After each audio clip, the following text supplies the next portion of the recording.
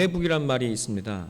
본디 의미는 동네 사람들이 공통으로 사용하는 북으로 무슨 일만 있으면 꺼내 두들겨 댄다는 의미에서 여러 사람이 두루 건드리거나 만만하게 보는 사람을 비유적으로 일컫는 표현입니다. 아하스는 동네북이었습니다. 북이스라엘에 얻어맞고 아수르에게 얻어맞고 에돔 사람, 아람 사람에게 연이어 얻어맞습니다. 아하스는 이렇게 동네북 신세였습니다. 그런데 오늘 성경에서처럼 아하스는 더욱 우상을 숭배합니다. 자신을 이긴 아람 사람들의 신을 숭배하면 형편이 좀 나아질까 그는 생각합니다. 아하스는 온 유다를 이방의 성전으로 만들어 버렸습니다. 하나님의 전 기구는 모두 부숴버리고 또 성전은 닫아버렸습니다. 예배가 폐하여진 시대를 스스로 만들어버렸습니다. 그에게는 전혀 하나님을 향한 마음을 찾아볼 수가 없습니다. 그에게 하나님을 알 수 있는 기회가 없었던 것은 아닙니다. 그의 아버지 요담은 25세의 왕이 되어 16년을 다스렸습니다. 연령대가 아하스와 비슷합니다. 요담은 정직하고 바른 길을 걸었다고 성경은 기록합니다. 하나님은 요담에게 복을 주시고 또 그를 강성하게 하셨습니다. 그래서 요담은 승리를 얻을 수 있었고 또 주변을 잠잠케 할 수 있었습니다. 요담은 부끄러움 없이 왕의 역할을 수행했습니다. 아하스가 20세의 나이에 왕이 되었으니 아하스는 4살 때부터 아버지 요담의 통치를 보았을 것입니다. 하나님이 그에게 복을 주시고 또 그를 강성하게 하심도 보았습니다. 하나님이 아버지 요담에게 아람을 이기는 승리를 주셨다는 것을 그는 두 눈으로 보았습니다. 그런데 아하스는 어찌 하나님을 찾지 않는 것일까요? 아니면 그는 하나님을 못 찾는 것일까요?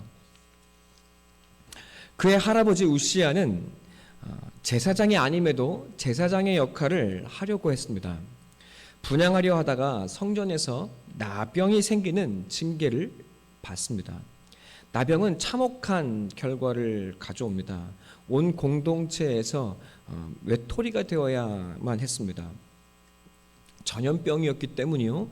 하나님께 저주를 받은 치유할 수 없는 병이었기 때문입니다. 우시야는 그렇게 남은 평생을 별궁에서 갇혀 지내야 했습니다.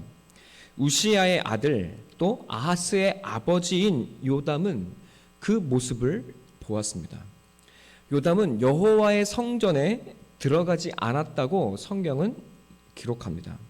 그는 하나님의 뜻을 벗어나진 않았지만 하나님을 향한 다윗의 친밀함을 가질 수는 없었던 것입니다.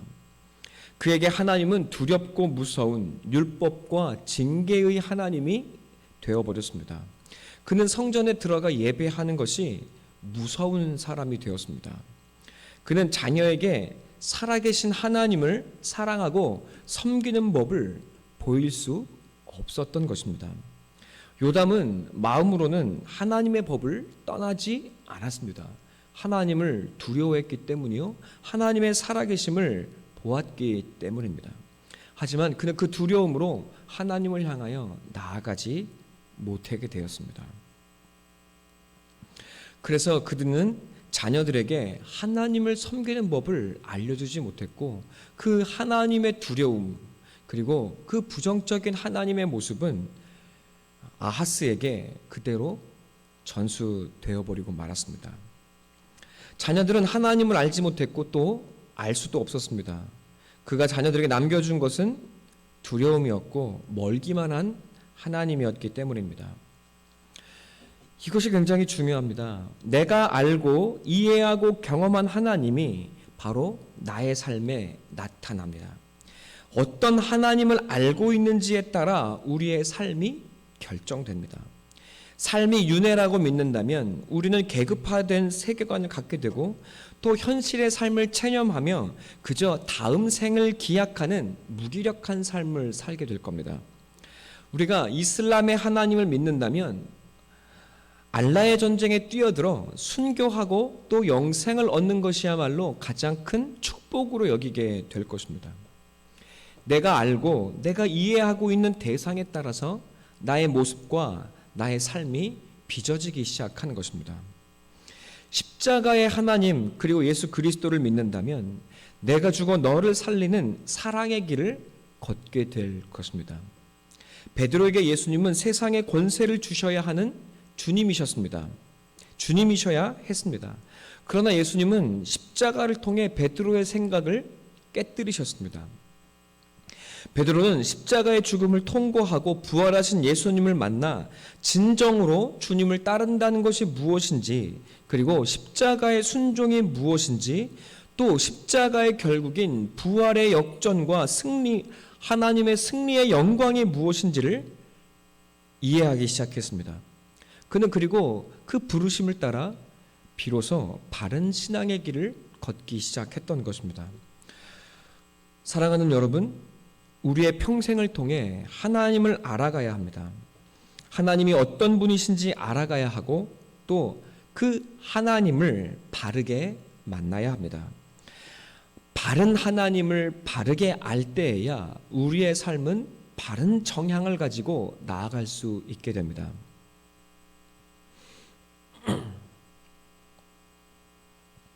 내가 알고 따르는 하나님, 그 하나님에 걸맞는 사람으로 하나님은 여러분을 빚어가시기 시작하실 것입니다. 부부가 있습니다. 불같이 사랑하여 결혼합니다. 그러나 전혀 다른 두 사람입니다. 이 두 사람이 함께 살아가며 부딪히며 깨어지며 들춰지며 서로는 서로를 더욱 깊이 알아가기 시작합니다. 그 속에서 부부는 진짜 서로를 닮아가기 시작합니다. 한 사람이 좋은 사람이라면 부부는 함께 좋은 사람이 되어질 것입니다. 사람의 관계가 이러합니다. 사람의 관계조차도 이러하다면 여러분, 우리가 하나님을 바르게 알고 또 바른 신 하나님을 따른다면 그 하나님은 얼마나 우리를 놀랍도록 변화시키시겠습니까? 예수님은 이렇게 말씀하셨습니다. 요한복음 17장 3절, 영생은 곧 유일하신 참 하나님과 그가 보내신 자 예수 그리스도를 아는 것입니다. 세상을 사는 일은 바쁘고 힘겹습니다. 내가 해야 할 일이 얼마나 많은지 모릅니다. 시급한 삶의 과제들이 겹겹이 쌓여 있습니다. 그러나 무엇보다 중요한 것이 있습니다.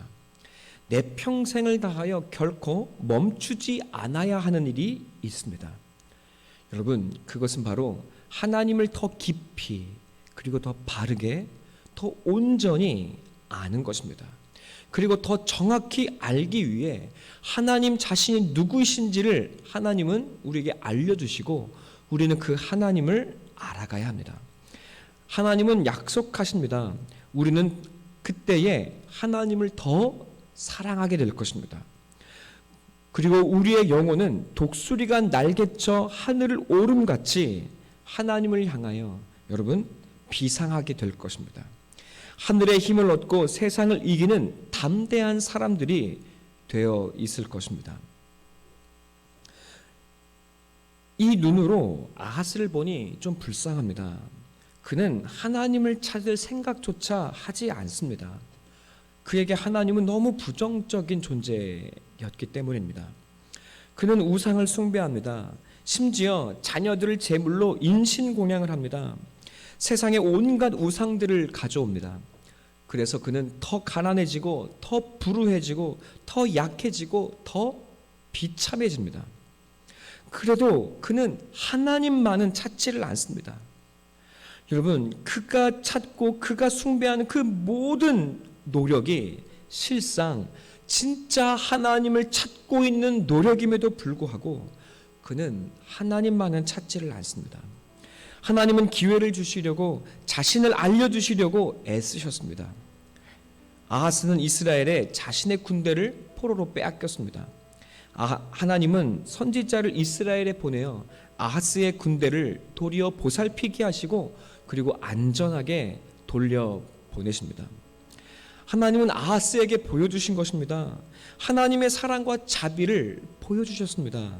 그리고 그를 여전히 붙드시고 사랑하시고 그를 유지시키려 애쓰시고 계신다는 사실을 하나님은 그에게 알게 하시고 보이신 것입니다.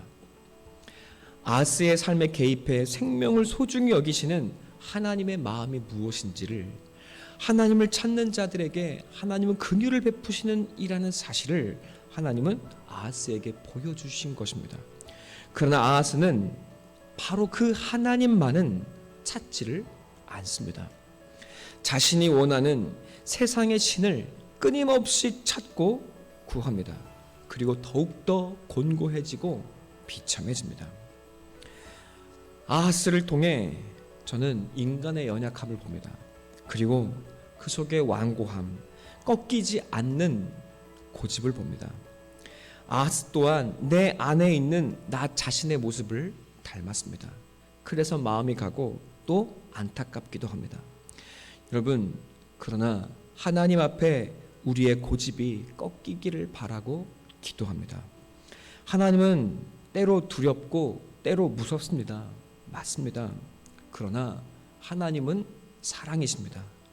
어떤 하나님을 알고 계십니까? 여러분, 내가 하는 하나님이 전부가 아니요 끝이 아닙니다. 아하스는 하나님을 간절히 찾고 바라면서도 정작 우상만을 바라고 포기하지를 않습니다.